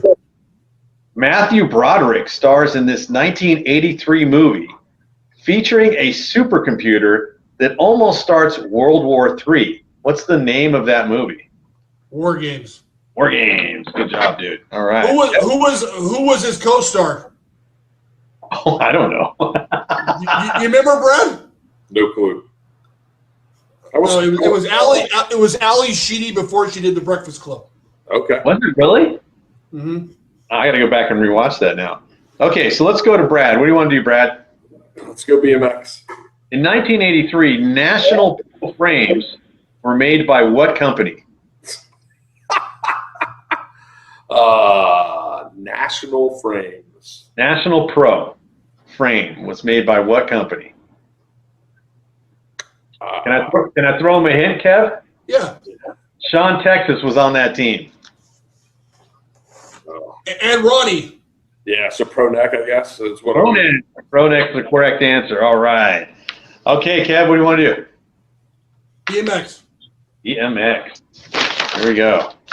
Steve Veltman made what popular BMX product in the early 1980s? Brad Caps. Rad Caps. That was an easy one. Okay, good job, Kev. Well, we only interviewed him about it. Yeah. Yeah. All right, moving back to a Murray question to start off with, right? I'm going to give you the last BMX question. You ready, Brad? Yeah, let's go. All right. Eric Roop raced for what factory team in 1983? Careful. 1983. Yeah, so I think he went to Mongoose in '84.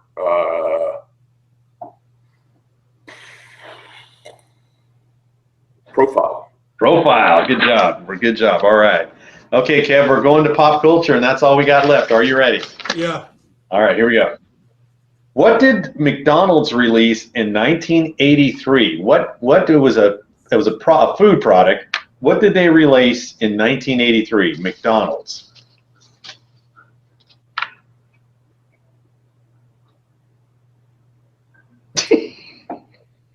I think I know the answer, dude. What is it? The Shamrock Shake. It was not the Shamrock Shake. Brad, do you know? I think it's the McNugget. It's the McNugget. The Chicken McNugget was the first. They released it in '83, dude. I had my first Chicken McNugget in 1984. I'll never forget it, dude. My uncle bought me and my cousin a 20-piece Chicken McNugget. I thought it was the greatest thing ever. I'm like, whoa, what is this? My cousin's like, the Chicken McNugget. Love the parts. There you go. Brad, it's your turn. Yeah, now Brad catches up right now. Yeah. Okay. Clint Eastwood said make my day in what movie? Clint Eastwood said make my day in what movie? Oh, wow. Yeah, That's a tough one. I wouldn't know if I didn't look it up. like I'm blanking on Clint Eastwood movies right now. I think the full quotes, go ahead, make my day. It is, yeah. I don't have any idea. Kevin, do you know? Okay, so I know the character's name was Dirty Harry, but he was Dirty Harry in I think three or four different movies. Okay. But I think that it was. I think the name of the movie was actually Dirty Harry. Okay. What were the other ones that you're thinking of? Well, there was The Enforcer. There was the Gauntlet, right? You want me to tell you? No, don't tell me. I don't know it. I missed it. Sudden Impact. Sudden Impact. Okay. Yeah. Dude, I would not have known that. Now, I know that's a world famous line from a movie. Obviously, everybody knows it. But I didn't know what movie it came from. I was like, damn, Sudden Impact. I wouldn't have never guessed that. Was the movie actually called Dirty Harry? One of his movies was called Dirty Harry, I believe. Oh, okay. Dang, I wouldn't have known that. All right. Okay. When he says, I know what you're thinking, punk, did I shoot 5 or 6 bullets? To be honest with you, I don't remember myself. Was that in the same movie, Brad, or was that in a different Dirty Harry movie? I had no idea. I didn't watch Clint Eastwood movies back then. Okay. All right. Did he say, go ahead and make my day after that when he said, I know what you're thinking? I don't remember, to be honest with you. That's what I was wondering.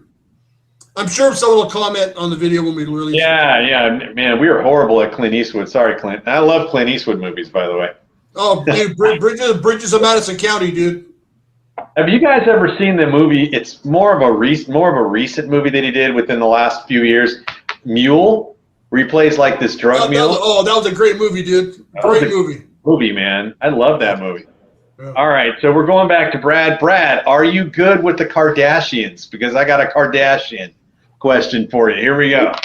I'll pass. Kevin, go ahead and take it. No, go ahead.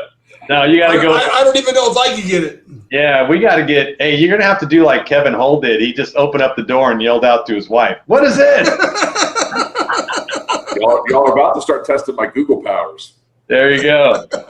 Which famous Kardashian was born in 1983? Chloe. It was not Chloe. Do you know, Kevin? Kim? It was Kim. Kim was born in 1983. I thought it was unique since most of our questions are from 1983, so I thought that was kind of cool, you know. All right, hey, Danny, do you find any of them attractive? All of them, of course. You do? I just want to snuggle with them all day long. What's wrong with you? You're bullshitting. Are you serious? Yeah, you don't like the Kardashians, dude? What is wrong with you, dude? You don't think they're attractive? All right, rate them from top to bottom. Who's better looking? Well, you know, it's kind of hard to say because first I would have said Kim, right? And then, but Chloe has come on really strong in the last few years. But I would probably say Kim, Chloe, and Courtney. That would be my my choices. All right, I would put Chloe, Courtney, Kim. Yeah, that's not bad. You can't lose anyway. I mean, you know. Brad, are you able to weigh in on this decision? Man, I couldn't even tell you the third one's name. I had Kim and Chloe. Those were the only two I knew. So yeah, Courtney's actually the oldest, right? Yeah. Yeah, I like Courtney too. All right, so we got 2 more questions here, and let's see. Let's throw this one to Brad. Ready, Brad? Sure. All right. What song did Tom Cruise slide across the floor on in Risky Business? Oh wow, That's a tough one. No, it's not. no, for that guy, it's not. Just give me a line from the song. The name, do you know who the artist is, Brad? When you tell me, I'm gonna go, oh yeah. But again, I haven't seen the movie. I haven't watched that movie in 40 years. All right. Okay. You want to take a stab at it, Kev? I know what it is. It's Old Time Rock and Roll by Bob Seger. That's exactly correct, my dude. Hey, so Brad, Kevin never misses music questions. That's not true. Yeah. That's not true. I think he's only keeping score. I think he's only missed one. This is another music question. I'm going to give it to Brad first, Kevin, because you got a pretty good lead. Okay, so Total Eclipse of the Heart was sung by what female artist? Oh God. That's a tough. I wouldn't have known that one either. I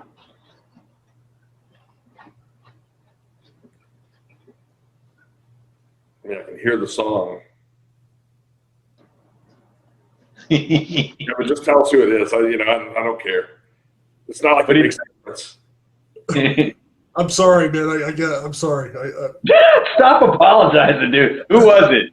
Bonnie Tyler. Bonnie Tyler, yeah. I told you, Brad, the dude never misses freaking music questions. And hey, when we started doing the whole trivia thing, yeah. He was like, dude, you need to put music in there. And now I know why. That was cool. Brad, you picked up 5 points this time around. Not too shabby. Kevin, you got 13, so Kevin got back into rare form. He picked on you, Brad, because he's got his ass kicked a few times. So he's like, I'm going to take care of Brad tonight. Yeah. No, man, I like losing it. I think it's better when I lose. That was fun. It's always fun, dude. We don't really care who wins or loses on that one. We just like to have a lot of winning and losing in this. I would have turned it down. I knew I wasn't going to win. It's kind of like if I got on the gate with you back in the day. I know. Hey, I'm a moto-phil. Yeah, I was moto-phil today. I knew that coming in. I do have one other story, there, guys, that I've got to tell. I told this to Ronnie, and I don't think that besides Ronnie and my dad, I don't think there's anybody else that would know this. But at the end of the '86 season, the Team Murray team we were looking to expand it. We added Shelby James that year to the team, and I think that was probably baked. I don't know this for certain, but I think that deal was baked before the end of the '86 season, the '86 Grands, that he was going to go over to Murray. But there were 2 other riders. We were looking to add another two more riders potentially to the team. One of them was older than me. One of them would have been in the younger class, and they don't know this. They would have no way to know because we never got to the conversations. I got hurt in October, and we just kind of stalled the discussions of adding to the team, especially with the uncertainty of what I was going to do. So the next year, Shelby and Todd Corbett were the 2 Murray riders that year, and then they disbanded the team the following season. But the other 2 riders that would have been potentially added to the team had they wanted to join us would have been Eric Carter, which would have been a heck of an ad. And the other would have been one of 2 kids, David Milham or John Purse, which, yeah, I mean, that would have been, those were all stack number 1 riders right there down the class. So. That's amazing. I mean, just to look at the team Team Murray as when you were on it, it was already stacked. So even though there was only a few of you guys, you had those guys in the mix. Jeez, that's like dynasty level. You know what I'm saying? It was a pretty. It would have been a pretty good group. Now I'm trying to picture Eric Carter in a Team Murray uniform. It's going to drive me crazy. He would have looked good. He would have looked good. Same with John Purse. You know, like, man, can you imagine if those guys were Team Murray? That'd be crazy, man. Hey, Brad, that was awesome, man. Is there any final thoughts you have for us, Brad, as we get ready to wrap this up? Man, this has been great. Appreciate the opportunity. Didn't get to touch on the orange thruster. My dad built that bike, and we took it to Ohio for the first time. We kept it under wraps until the first moto.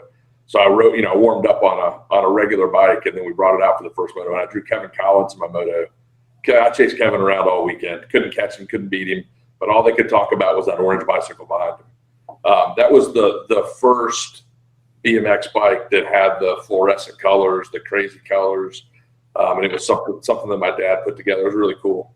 Is that in the photos that you sent us, by the way? Yeah, it's an orange thruster, right? Yep. Yeah. Yep. Let me see. Let me go back really quick because I know I think we looked at it already, but I didn't. Oh wait, this is is it a cruiser or is it a 20? Yeah, it's 20-inch with 1 3/8 on it. Oh, that gives it the illusion of a cruiser. Yeah, that's it. So that was Peachtree City. That was maybe a few weeks later, a month later. But the first time I raced it was kind of mid '84 in Ohio, and it was before its time. Here's the magazine cover we referred to at the beginning of the show. Yeah, my dad got all over me for wearing a full mask that day. He's like, "Why didn't you wear a Jofa so they could see your face?" I'm like, "Dude, I got a face made for radio, not for magazine covers." Hey, Brad. So when you get the cover of BMX Action, do they let you know before it hits the newsstand that you're going to hit the cover, or you just happen to get the magazine and go, "Holy crap, I'm on the cover"? I mean, how does that work? I knew there was a chance, but I didn't know until the magazine came out. Nice, man. Yeah, how did you feel when you saw that for the first time? Pretty cool. That was actually the second cover that I'd been on. I guess second one. You were on that the other magazine, which that was the South Park Grands '82. That one right there. Did you know beforehand on that one or no? Same thing. Total BMX was owned by a guy named Ken Burnett who lived here in Birmingham. So yeah, I knew that one was coming. And you're a torquer, right? I was. Yeah, I was riding for Free Flight in that picture, the bike shop.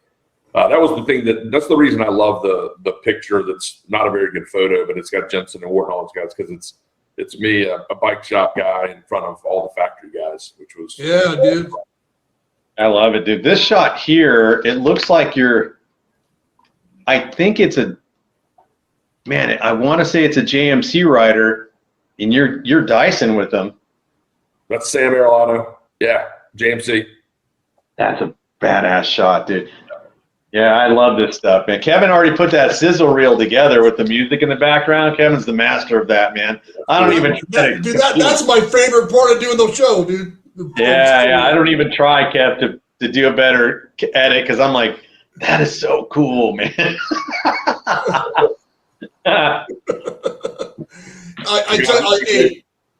Go ahead. I'm sorry. I was just saying, this has been great. Really appreciate it. Enjoyed doing it.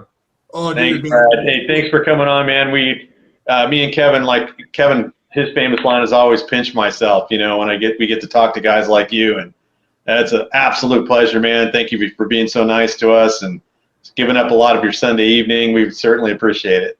Well, I appreciate you guys doing it. Definitely. It's really fun for us too to listen back to stories and that other people tell, right? Hear the other side of it. So I'll be interested in hearing Crehan's version of history. Nice, Definitely. Well, Brad, it's been a pleasure, and you're a man among men. Thank you so much for taking the time. Yeah, thank you guys. Y'all keep doing what you're doing. It's great. Appreciate it. Peace out, man. Thank you, Brad. See you guys. All right, man. Kevin, you were on fire, man. Yeah. You were on fire, dude. I had to fight for my questions, dude. You were on fire, dude.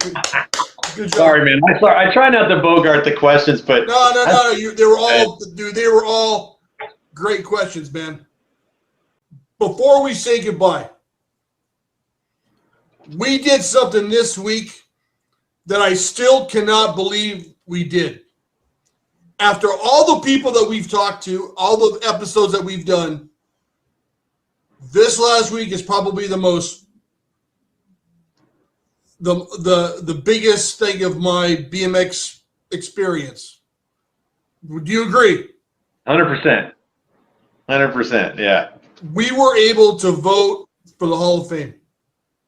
Yeah, that was amazing. I can't even put it in words how appreciative I was that Gork threw that invitation for us to vote. And I was like, I would have thought, and never in a million years would I be involved with that. Never in a million years. Dude, there's at Gork, I don't know if you saw the email or the post that he did on Facebook. He said that there's 550 people in the world that are able to vote. Did you see that? No, I didn't know that. Okay. Gork put a post on Facebook saying that there's 550 people that are allowed to vote for the Hall of Fame. Danny is 449. Or Danny's 549, and I'm 550th. Woohoo! Fuck, man. Unbelievable, dude. Yeah. And just so everybody out there, we're not going to divulge who we voted for, but we discussed it in depth. Yeah. We had a serious team meeting to discuss it. We put a lot of thought and a lot of debate, and it wasn't like this one. It was nothing. Everybody involved is so great. It's almost impossible to make a choice. You really have to think about it. So we all did not vote for the same people. We had different opinions. Not every time, no. Yeah, we split on a few things. Yeah, that was for sure. That was amazing, man. It can't get this experience keeps getting better week after week after week, man. Absolutely, dude. It's a crazy ride, man. And I think we just got started. I know bigger things are on the frontier for us there, man. On the horizon, I should say. There's more things coming. So I'm looking forward to it, man. Yeah. Yeah. Just don't quit on me, Kev. Sometimes I don't want to. I wait for that call. Hey, Danny, I think I'm done, man. I'm done. No, that fucking ain't happening, dude. I don't want to treat me like Moto 3. You know, I'm going home, dude. I'm not even racing. Do you remember at Dirty Fest when Dale told us, "Don't get burned out, guys. Don't get burned out." Do you remember that? Yeah, I do. Yeah, actually, it rings in my head a lot. Yeah. Really, I never thought about it until he said something about it. I'm all, I don't know if that's possible, but I guess anything's possible. I guess it is. I guess we could get burned out if we did too many shows a week or whatever. I did a lot of yard work in my yard today, and I listened to two of Dale's shows today, and he had Jay Rich on one of them, and yeah, he's the man, dude. I love Dale's show, dude. I go, God, this guy's knowledge of BMX is just ridiculous, man. Love it, dude. And he did say something in one of his shows. He's like, he was interviewing somebody, and the guy said, how did you feel when you retired from BMX? And Dale's like, I never really retired. He's been racing nonstop, man. Maybe not at the pro level, but he's still there, and he's still racing, and he's doing the show, and he's a super cool dude and very, very fast. That reminds me one thing. When Gork wrote that post on Facebook, he said, "Attention, all BMXPERTS and professional." And he put BMXPERTS, dude, and I was like, "What? Oh, that's not." He was just referring to like BMXPERT, like experts, in general, not us, not per se us. Yeah, and I was like, "Holy shit!" He name dropped us on the post. But it was kind of we're not that hot. But hey, dude, so is it? I'm going to the Hall of Fame induction. Are you confirmed yet? Yeah, that's my plan. All I got to do is get my real ID sorted out, and we're good to go. All right. So I don't know if I can go to Frogtown if I'm going to the Hall of Fame. You might have to go to Frogtown without me. Oh, that's right. I forgot. Frogtown's in the same month. Yeah, Frogtown's only if I don't plan on racing Frogtown. I just want to go for cover the race and get some video and things like that. I wasn't planning on racing it anyway, and it's only like an hour and a half drive for me to go check out that race. So that's not a huge commitment. Well, if I'm home, I'll go, but I don't know. I'm gonna have to take 3 days off of work to go to the Hall of Fame. Dude, you know what looking for the most? Taking the picture in front of the Hall of Fame background. That's what I want to do. Yeah, dude. You're going to be like, thumbs up. And I'm so glad that you're going, or else it would have been just me going. At least there's going to be two of us. So stupid. All right, man. Where can people find what you do when you're not with me? Danny Pena BMX Racing on YouTube, all BMX content all the time. BMX magazine reviews, race reviews, and all that good stuff. And please like and subscribe. I should be doing a video either tonight or tomorrow. Kevin, are you going to drop the video with me, you, and Shane? Yeah, I gotta edit it tomorrow morning. So I'm gonna have a lot of editing to do tomorrow morning. Okay, awesome. Yeah, please like and subscribe and share. And I love making BMX content. This show is my priority, obviously, but I love doing my YouTube stuff. Yeah, dude, crazy. And if you like to support the channel, subscribe, BMXPodcast.com. And until next week, the track is closed. Peace out, everybody.